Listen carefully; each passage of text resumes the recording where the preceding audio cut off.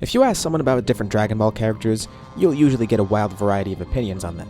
For Goku, plenty of people love him, but some people resent how he's been written in the past few years. For every massive Vegeta fan, there will also be someone who finds him unbearable, both early on and now. Gohan has a large fan base, being loved from the beginning, but many also view him as being relatively boring or repetitive. Or they hate the Great Saiyaman. And if someone hates the Great Saiyaman, don't listen to any of their opinions. Of course, this is just anecdotal stuff I've heard.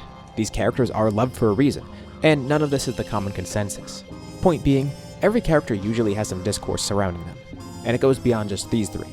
Except, there's one important character who people seem to almost unanimously enjoy, at least in my experience talking with people. Again, this is all anecdotal, I'm sure someone out there doesn't like him. But I'm referring to a character who's personally my favorite in the series, and one of my favorites in fiction. There's just something so captivating about him, and within the original story, he's very enjoyable to watch. Even today, with the controversial opinions surrounding Dragon Ball Super, people still seem to love this character, even before he was the focus of a recent movie. In case you couldn't tell by now, or by the title, the character I'm talking about is Piccolo.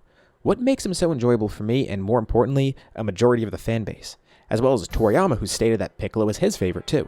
Well, disembodied viewer, I'm glad you asked. There are plenty of reasons I chose to make this video about him, and why he's my favorite character in the series, as well as how fundamental he truly is to the story once you start to look deeper. This doesn't just apply to him either, he elevates the story and the characters around him. This is a look into the character of Piccolo, his development, and how he fundamentally altered the series in a few different ways, leading to him becoming as beloved as he is today. First, we'll take a very brief look at his backstory. Don't worry, I won't bog you down with details you already know. This is just to outline a few important aspects of the character that apply to later sections of this video. One of the most notable aspects about Piccolo is that he's one of the first big villains to turn good. We've seen antagonists in Dragon Ball change their ways before, and they weren't necessarily great people, but they also weren't incredibly evil either. Piccolo, on the other hand, had very simple and very evil goals. Kill Goku, world domination, and basically just be King Piccolo 2.0. That was verbatim the entire reason he was born. Even going back into King Piccolo's backstory, you could see that there's a very deep-rooted evil within him. King Piccolo was the literal embodiment of the nameless Namekian's evil, built up from years of watching the darkness within humanity, and of course that gets passed on to Piccolo Jr. Yet, he still manages to change, acting as one of the many ways to show Goku's effect on other people around him. But also, by extension, it shows how Gohan is like Goku because he was one of the big catalysts in actually changing Piccolo. The Saiyan saga, of course, was one of the most crucial pieces of Piccolo's development. He resented Goku and aimed to kill him, and although it was in an unintended way, he still did succeed in killing Goku, the first person to ever do so. Initially, he teamed up with Goku reluctantly. This alone should be enough to show that Goku already affected him, the fact that they were teaming up together, even if it wasn't an act of self-preservation after seeing Raditz's power. But he was still willing to reveal that technique he's been secretly preparing for 5 years out of pure spite for Goku, on top of joining him and killing a common enemy. And when he finally did get to kill Goku, he didn't even seem to care about that fact. He barely even focused on it. You would think after all this time and how he was acting before, this would be a huge pivotal moment for him. And sure, it was in a way, but he swept it under the rug pretty quickly, focusing more on the threat of the Saiyans coming. His whole existence hinged on killing Goku. That's why he was born. And yet, when he finally did that, it was under circumstances that Goku agreed with. And it was only a happy side effect for Piccolo. But he changes even further after he makes his first friend, Gohan. The son of his arch nemesis, the man he was literally born to kill. He becomes friends with his son, and he develops such a bond with Gohan that he dies for him. The son of King Piccolo, born to kill Goku, dying in an effort of sacrifice for the son of Goku. It's a pretty beautiful loop once you consider where he came from. Later returning to his home planet after learning of his true origin, it was a really unique experience for him. He felt like it was right to be there, and he ended up merging with Nail and begun changing even further. While Nail's fusion didn't really change how he acted, we get to see how he's grown recently when he fights on Namek. It's the first time he fought primarily to defend something. In the Saiyan saga, defending Earth was a selfish goal, because he wanted it for himself to rule. The Saiyans were an obstacle. On Namek, he defends his home and his people. Sure, it wasn't his initial or primary goal, but it shows his growth in that regard. He's fighting alongside true allies on Namek, and even puts his life on the line for Goku later on when he needs to buy some time for the Spirit Bomb. Just over a year ago, before Raditz arrived, Piccolo planned on killing Goku, and now, Piccolo is actively fighting alongside him and putting his life on the line for him, as well as those around Goku. And of course, in the Android saga, we see more growth. He merges with Kami to finally reform the nameless Namekian, changing him fundamentally. Once more, Piccolo circled. He started as the reincarnation of the evil part of the nameless Namekian, and today, he's been reformed into that same Namekian he was all those years ago. And from here on out, we get to see a lot more of his ideology. One interesting aspect I like is the fact that he clashes with Goku ideologically over Gohan's involvement in the Cell games. These two are both teachers of Gohan at some point, and they both had very different outlooks on how to treat Gohan here. It's a nice touch to further contrast the two, even though they've been close allies for a while at this point.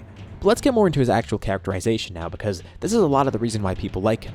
For one, it's pretty clear that Piccolo's kind of a fish out of water. He's not the only alien in the main cast, but he definitely is the most individualistic, especially with him starting out alienated from everybody.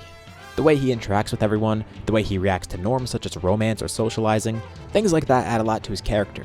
It makes him feel like he's actually alive, a real alien that's on Earth.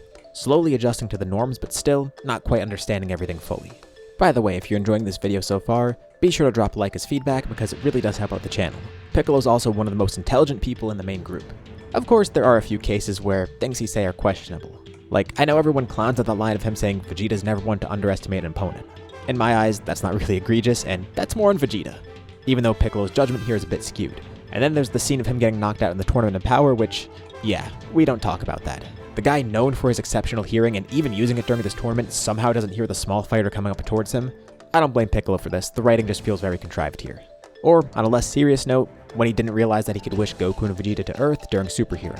Sure, he's not perfect, but he's often portrayed as this really smart character in the group.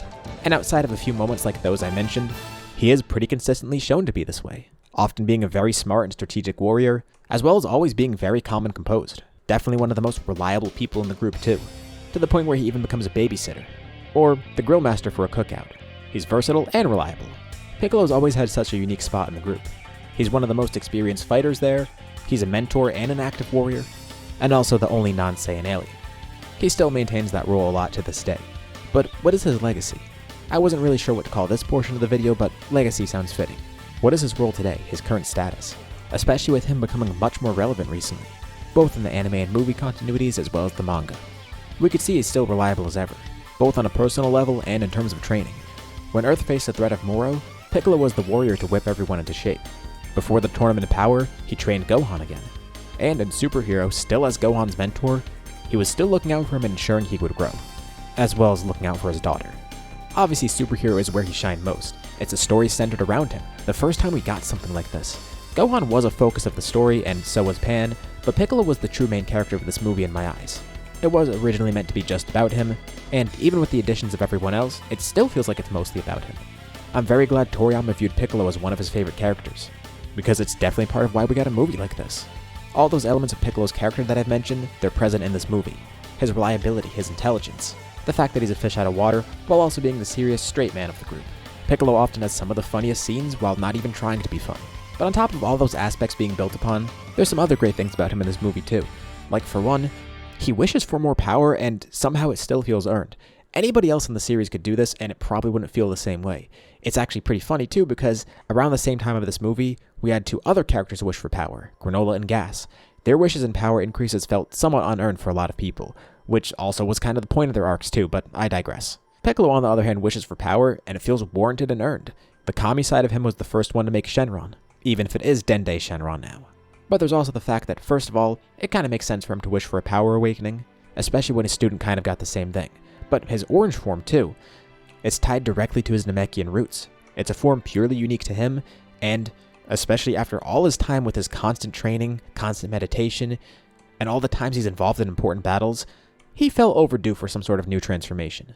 This was a perfect way to do it for him. Wishing for this power was also a display of his own pride because he wanted to be the one to stop this threat. Part of it was because there was also no one else he could rely on, which is funny as the reliable character, he takes responsibility here. He partially did this out of necessity, but also because he felt like he wanted to be the one to defeat the threat. It was multifaceted, and he finds a way to kill two birds with one stone here. Not only could he actively fight against the Red Ribbon Army, but he also found a way to use this opportunity to train Gohan even further, which ended up working really well. But still, it wasn't easy. And once more we get to see how reliable he is. Again, putting his life on the line for his student, as well as everyone around him. Constantly fighting throughout the story to ensure victory, and also to ensure that Gohan can grow even further. Teaching him a lesson in the process, but also teaching himself a lesson. He did misjudge Gohan a bit. Looking at Piccolo alone, this movie was very well executed. Not only being a great way to give him the spotlight, but further showcase everything I mentioned before, how he changes the world around him and the people around him, displaying all those elements of his character, things like that. As we move forward into the future of Dragon Ball, what's Piccolo's legacy now? At the time of recording, it's June 2024. I'm sure by the time this video is up, Daima's probably already dropped or is around the corner, but beyond that, I'm not too sure what's going on with the series. What I can say for certain is that we'll definitely be seeing a lot more of Piccolo going forward. He's a great example of how to write a Dragon Ball character well. Deep ties to the really grand lore of the story, an interesting origin and a unique place in the cast, a tangible and realistic motive as a villain, and a captivating characterization as his character arc humanizes him. A dynamic role in the story where he affects other characters and doesn't exist in a vacuum. For years now, Piccolo has been an essential character to Dragon Ball. Sure, there may have been moments where he didn't do as much as he did before, but he always remained as a big part of the cast and a beloved character. But especially now with everything that's happened with him, the possibilities going forward are endless. And once the story returns following this period after Toriyama's passing, I'm really looking forward to see what happens to the guy who was Toriyama's favorite character at one point. And I'm very glad he got to write one last story surrounding Piccolo before he passed. It was a great movie focused on an amazing character. I'm sure a lot of you that are familiar with the channel have known that Piccolo is my favorite character. Sure, Cell is the icon of the channel, but Piccolo has always been my favorite. I'm glad I finally got around to making a video about him, but let me know what you guys think below. What do you personally think about Piccolo, and what do you think is going to happen with him going forward? As usual, I hope you all enjoyed this video, and I'll see you on the next one.